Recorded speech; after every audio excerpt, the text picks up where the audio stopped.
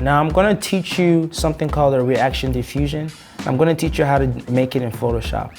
So reaction diffusion is something that I have recently been using in a lot of my work, and it's very cool because it has this very subtle effect that just makes the image just more richer. So rather than having a plain background, I make this reaction diffusion and I put it in the background, but I make it very subtle.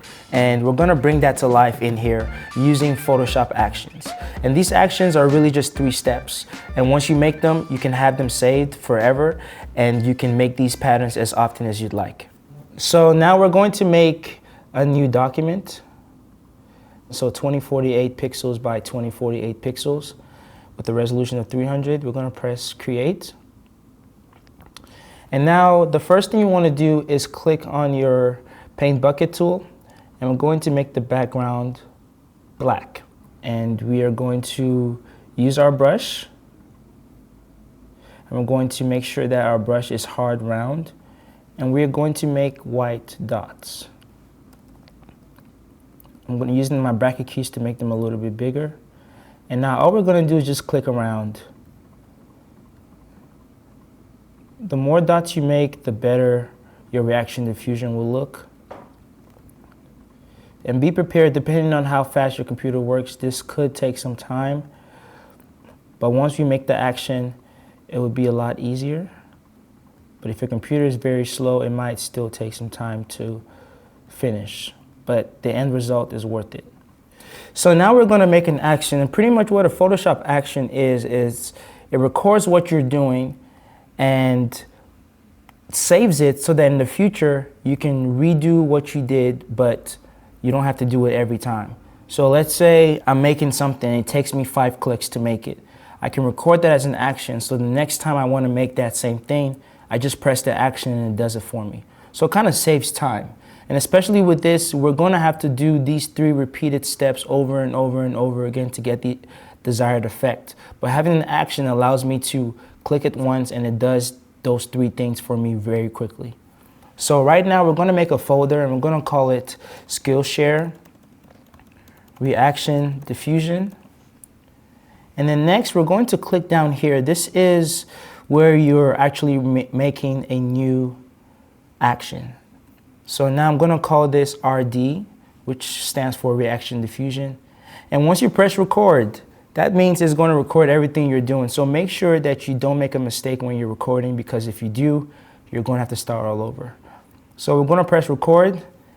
And once you see this red thing down here, it means that it's recording everything you're doing. So right now, the first thing we're going to do is we're going to go into Filter, Other, click on High Pass. And you want to make sure your radius is around 6 or 6.6. I'm going to press OK. Now I'm going to go into Image, Adjustment, click on Threshold. And you want to have your threshold around 128 or whenever you have big black rings. If your rings end up turning white, you have done this wrong. So make sure that your rings are black. So 128 is the number that I have for this. So I'm going to press OK. And then next, I'm going to go into Filter, Blur, and I'm going to click on Gaussian Blur.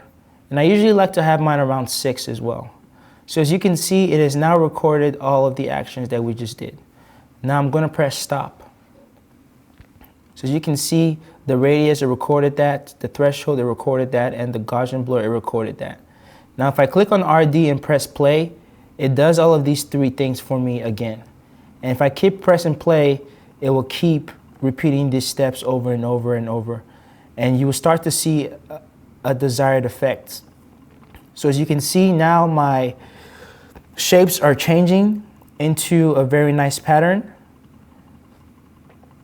And it's looking really nice. And if you click on it for a while, you start to actually see the change happening in real time. So I'm going to keep pressing play.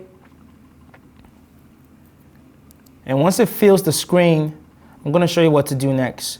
Because right now it looks very blurry, and I'm sure you guys are wondering, how can I make this clear? Well, all you have to do, once you have this, you go into Filter, go to Sharpen, and click on Sharp Mask, and take this amount all the way to 500. And now you have this fake sharpness, because if you zoom in, it's really not sharp, but if you zoom out, it looks very sharp. So now that we have this, we're going to bring this into Skillshare Poster, and I'm going to show you how to do that. Two ways to do it. You could use the Adobe Creative Cloud library. So I can go in here and click on libraries, and I could literally just click this and drag this in here. And that's the easiest way for me. And so now that I have this saved in here, I can always use it in the future. Or you can save it to your computer and just drag it in here. But now that I have it in the cloud, I'm just going to drag it in. And now I have this perfect square that fits. So I'm going to just make it a little bit bigger. Okay, and now we want to make sure that this is at the bottom. So make sure it is at the bottom. So now we have this very nice effect here. Okay, now what I'm going to do is I'm going to make a new layer, and I'm going to sample a color. So I'm going to click on my eyedropper tool right here. I'm probably going to sample like a blue-ish color. And I'm going to go into my bucket, my paint bucket tool, and I'm just going to click on the background, and now we have this background. Now, if I click on the blending modes, and what this does is that it gives the color a blending mode, and it just has different effects. And so what I'm going to do is I'm going to use screen, and I'm just going to reduce the opacity of the Reaction-Diffusion. And so now you can kind of see it very subtle, which I like, because remember, we don't want to take attention from the subject. The subject is him, and all of these stuff just has to focus and bring people's focus on him.